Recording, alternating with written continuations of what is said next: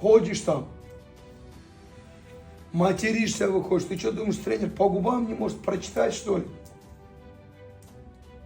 Эти слова я еще в 1 классе знал, когда я учился.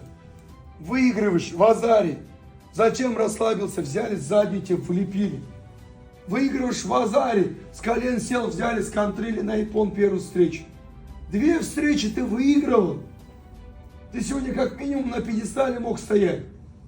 Раимбек, сколько турниров подряд ты проигрываешь? Германию проиграл, первый старт. Город проиграл, Железинку проиграл. 3 турнира подряд, которых я помню, ты проигрываешь.